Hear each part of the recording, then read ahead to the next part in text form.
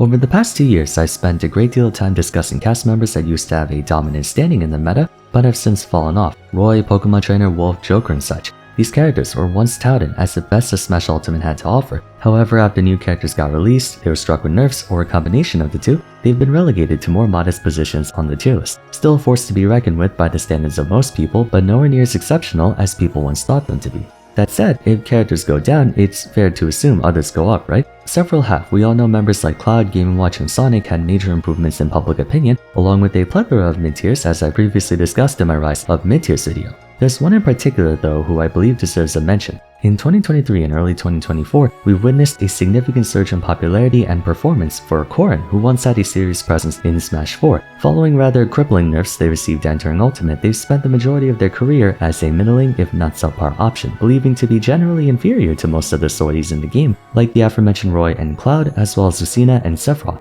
What changed? Was Corrin always good, or is it a case of Neo, Shattuck, Bly, and such being Giga Chats at the game? Let's find out what happened to Corrin. Swordies have always carried a negative reputation in Ultimate for having generic kits copy-pasted from one another with only changes to numbers, ranges, and such. For my money, that's a very shallow and inconsiderate conclusion to make for the archetype. Yes, there are many sword fighters in this game, but you'd be hard-pressed to call them copies of one another, even between Echo fighters like Marth and Lucina. If that were the case, the same argument can be made for the many fighters we have with sex kick nairs, but that's besides the point. Corrin was a victim of that sentiment. After receiving many harsh nerfs to their specials and a number of normals, like many X top tiers from Smash 4, they were relegated to a low or mid-tier status at best. In the early days of Ultimate, Ike, Roy, Chrom, and Lucina were held in high regard, effectively preventing Corrin from finding any semblance of popularity because whatever they did, those other four could do much better. If you needed range, Ike and Lucina were your choices. If you wanted combos, you went for Roy and Chrom. If you wanted spacing, the two Exalts would handle that side of things. So while I wholeheartedly disagree with the notion of swordies being copies of each other, I'd be lying if I said I didn't know where that narrative came from. Though as the years passed, the nuances between each member of the archetype became more pronounced, and those four in question have all more or less depreciated in value and relevance for one reason or another. Corrin's value, on the other hand, has only matured throughout the years. A lot of it was definitely as a result of many of the frankly unreasonable nerfs being compensated through version updates, but notably, I think it had more to do with the specific combination of nuances afforded to each character. Corrin's rise to prominence is as consequence of the direction of the competitive scene's meta development. As discussed in the two recent archetype discussions, the more refined execution and increased optimization of everyone's characters has resulted in players getting huge mileage off a single neutral interaction, which is the reason why everyone thinks the game is about who can 0 to death or who can cheese the other. Everyone perfected their 0 to 60s, everyone perfected their kill confirms, everyone knows how to squeeze the most out of their main as possible. A byproduct of this is the critical need for safety. Fighters with a generous margin for error have greater resilience towards getting blown up due to their ability to exert pressure without exposing themselves in return. Alongside Cloud, Corrin is another sword fighter with a fairly balanced spread of attributes, just with different priorities. Most swordies are fully specced into a handful of things and leave themselves completely exposed in others. Ike is the walling swordie. He's all about landing 1-2 conversions with either nair, down tilt, or any of his throws, and with this massive range he can control center stage well. But all that power and range comes at the expense of a total absence of speed, frame data, and notably something to pressure the opposition to approach. He can set up a wall of hitboxes, but his opponent could just stand where they are, forcing Ike to slowly inch closer and closer, to which the lack of frame data can easily screw him over, especially when fighting a rushdown. Roy is the rushdown swordie. He has frame data and speed on par with boxers, but with the added privilege of disjoints. This man has some of the strongest and fastest aggression bar none. The downside to that strength, as we've learned following the return to offline, is that there are no breaks on Roy. While he's a swordie, he doesn't have the ability to slow the game down and play the spacing game efficiently, not for long periods of time at least. He has no choice but to get up close and personal, which in certain matchups is tantamount to suicide with how linear and punishable a recovery he has. My point is that you can think of every swordie as having a combination of strengths. A, B, C, D, E, F, X, Y, Z, P, Q, R. Choose any 3 letters of the alphabet and there you go. Essentially, swordies like Corrin and Cloud have improved in relevance due to having just the right assortment of strengths, A, M, Q, G, R, Z, whatever you want to choose. Conveniently, circumstances happen to change in favor of them. So what exactly is Corrin's combination of strengths? The keystone one would be, like I said earlier, safety. Corrin's a very safe character, capable of applying sufficient pressure to their opponent without exposing themselves too much in return. Aerial-wise, Corrin has easily some of the best frame data out of any swordie, especially in relation to their effective range. Neutral air comes out of frame 6 and attacks both sides of them simultaneously, making it a solid out of shield option and a general coverage tool that pops enemies upwards. Prior to the nerfs, it was considered by many to be a discount Ike nair that traded combo potential for the ability to be used as a rising aerial. Forward air is an arcing sword swing that comes out of frame 9, not as fast as Marcina's, but like Nair, it pops enemies upward to be used as a combo tool. It's also -4 on shield. Up air is one of the best up airs in the game. It's basically Chrom's up air but with more range and kill power. These 3 aerials have among the best coverage of their respective types, being fast enough to where they can reliably beat out other air-to-air disjoints that either aren't perfectly spaced or intentionally focused on whiff punishing. Back air is also excellent overall. The sweet spot can be difficult to land, but if it does, it's one of the strongest bears in the game. It does a ton of damage, has good range, and shoves Corrin forward, making it virtually unpunishable at a shield in spite of its poor safety. Few members of the cast, if any, can challenge Corrin in the mid-range. While they don't have the ground and airspeed of fast authorities like Roy and Cloud, they at least have the frame data to keep up. Beyond aerials, they also have other long-range forms of neutral pressure. Dragon Lunge is nowhere near as good as they used to be back in Smash 4, but it's still one of those moves you have to keep an eye on due to how fast it can come out from the ground and how easily you can die from it if you DI incorrectly. Dragon Fang Shot's one of the weaker moves in their repertoire, but what it does is give them a way to pressure approaches, something Ike or Marth doesn't have. Again, it's no Samus charge shot, but in a similar fashion to Cloud's Blade Beam, any projectile's always better than no projectile. Corrin is perfectly suited to play mid-range, which empirically has been the safest range to play as of late due to close range being too dangerous, what with all the insta-kills we have, and long range compromising proactivity. That's what it mostly boils down to. Corrin has the best combination of frame data, range, and coverage out of any swordy in Ultimate.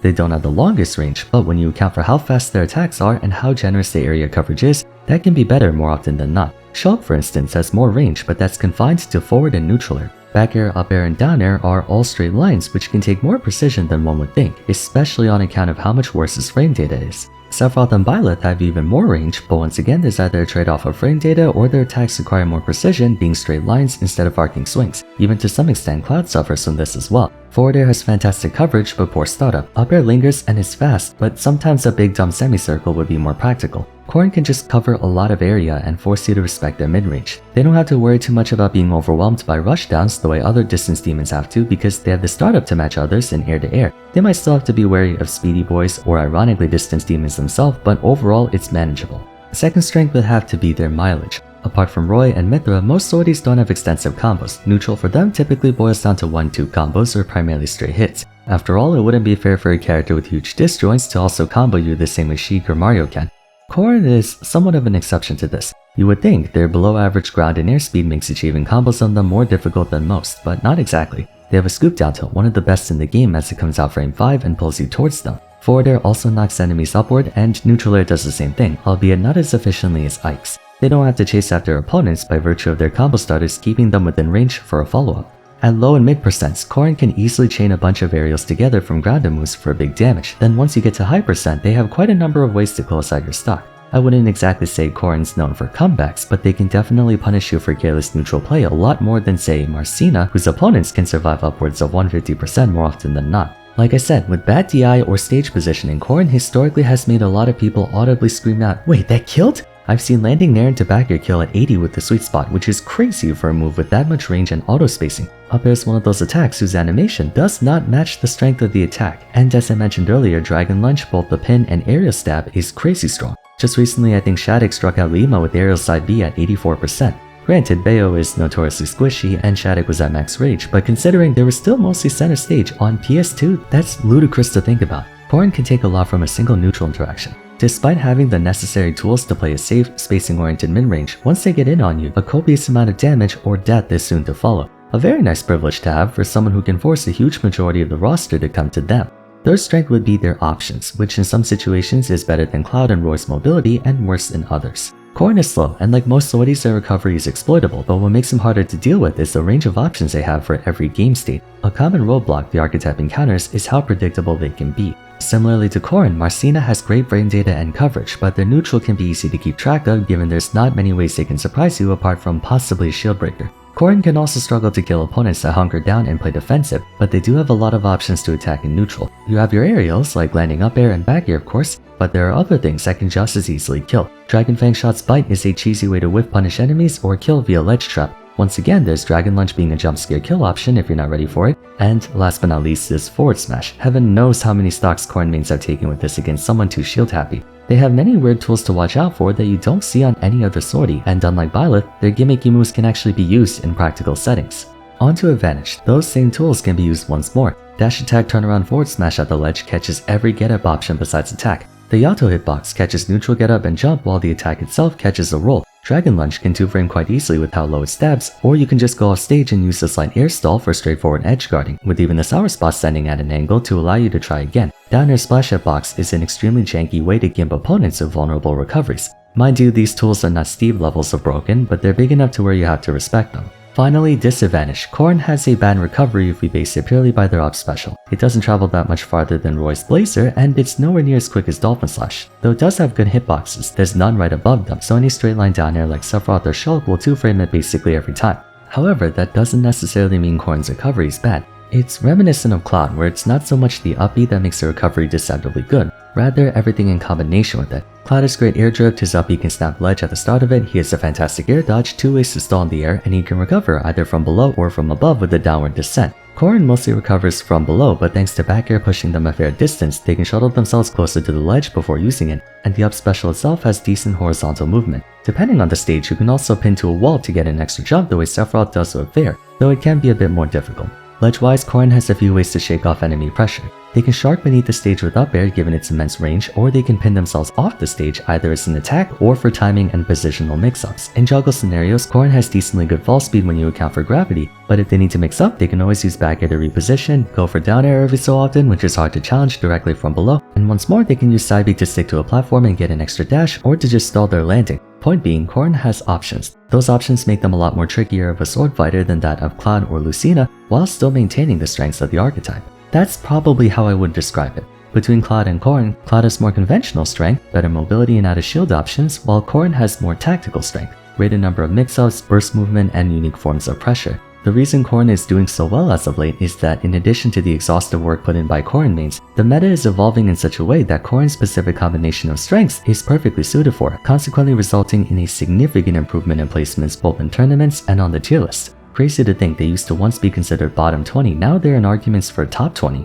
How do you guys feel about Corrin? Do you think they have the potential to make it back to their glory days of Smash 4, or do you think they're right where they deserve to be? Feel free to share it in the comments. That's it for today, so if you enjoyed the video, it would be great if you could leave a like and subscribe. Don't forget to follow me on Twitter at Vars, join my Discord server, and check out my video on the rise of mid-tiers if you haven't yet, which coincidentally happens to feature Corrin too. But till next time, thanks so much for watching, and I look forward to seeing you again soon.